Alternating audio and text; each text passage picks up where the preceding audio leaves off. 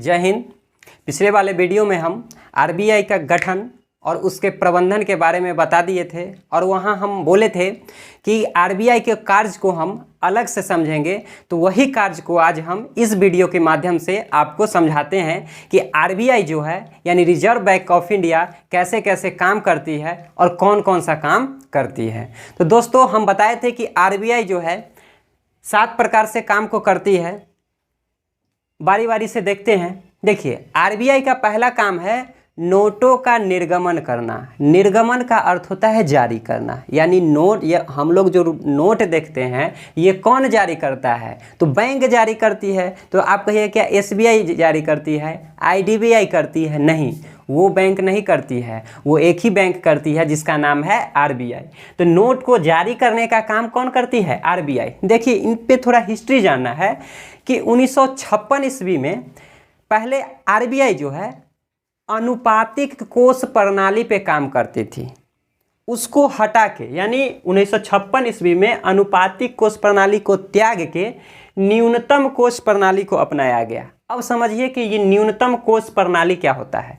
इसके तहत आरबीआई को ये बताया गया है कि आप जो है मैक्सिमम 200 करोड़ रुपया का पूंजी आप रख सकते हैं। अब 200 करोड़ की पूंजी क्या है?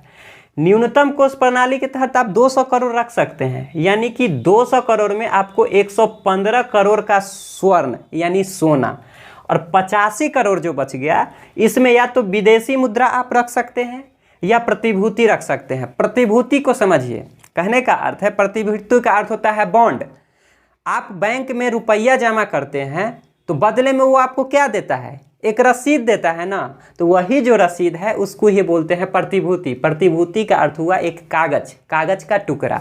तो कहने का अर्थ है कि जो आरबीआई जो 200 करोड़ रुपया का रखने का जो इनको शक्ति है, क्षमता, जिसमें 115 करोड़ का सोना रख सकती है और साथ ही साथ 85 करोड़ का वो विदेशी प्रतिभूति यानी विदेशी मुद्रा और प्रतिभूति को रख सकती है। अब समझिए, आरबीआई जो है इनको अधिकार है कि 2 रुपया की नोट से लेके, कितना, 2 रुपया के नोट से लेके 10,000 रुपया तक का नोट जारी कर सकता है। ये इनकी शक्ति है, 10,000 तक जारी कर सकती है।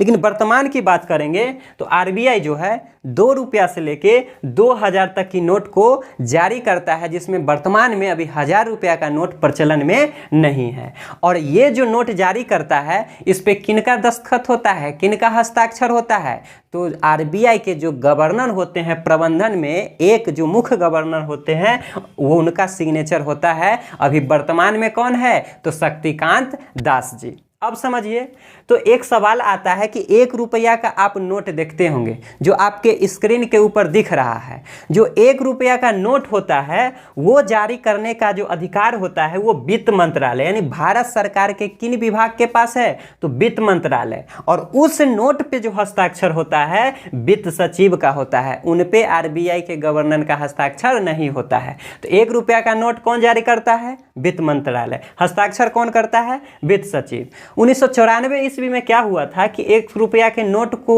बंद कर दिया गया था जारी करना। पुनः 2014 ईस्वी में फिर से शुरू हो गया कि 1 रुपया का नोट क्या होता है? जारी होता है। तो ये था नोटों का निर्गमन। अब समझिए, दूसरा काम है आरबीआई का सरकार के बैंकर के रूप में। सीधी सी बात है, हम लोग अपना खाता कहाँ खोलते हैं? तो बैंक में, आरबीआई में खोलते हैं नहीं। जो वाणिज्यिक बैंक है या तो कोई एसबीआई में करते हैं, कोई एक्सिस में करते हैं, कोई इलाहाबाद या पंजाब जिसमें करते हैं। सरकार के बैंकर में, यानी हम लोग जो जहां पैसा जमा करते हैं तो हम लोग का वो क्या है? बैंक है, यानी बैंकर। यानी आदमी का बैंकर कौन हो गया? जो वाणिज्यिक बैंक है। तो ये जो आरबीआई है ना, वो सरकार के बैंकर के रूप में काम करती है। कहने का अर्थ है कि सरकार जो अपना पैसा जो जमा करती है वो कहाँ करती है? आरबीआई में। तो पैसा, हम लोग जैसे पैसा जमा करते हैं बैंक में, कभी कभी बैंक से लोन लेते हैं, कर्ज लेते हैं, तो वही हाल है। सरकार भी जो है आरबीआई के पास पैसा जमा करती है और ये आरबीआई जरूरत पड़ने पर सरकार को भी कर्ज देती है। तो दूसरा काम क्या हो गया? सरकार के बैंकर के रूप में। तीसरा काम है सरकार के एजेंट के रूप में। एजेंट समझिए, एजेंट क्या होता है कि बिचवानी काम। कहने का अर्थ है आपको कहीं रूम लेना होता है तो कोई किसी एजेंट के माध्यम से लेते हैं। एजेंट यानी जिसको कहते हैं गारंटर।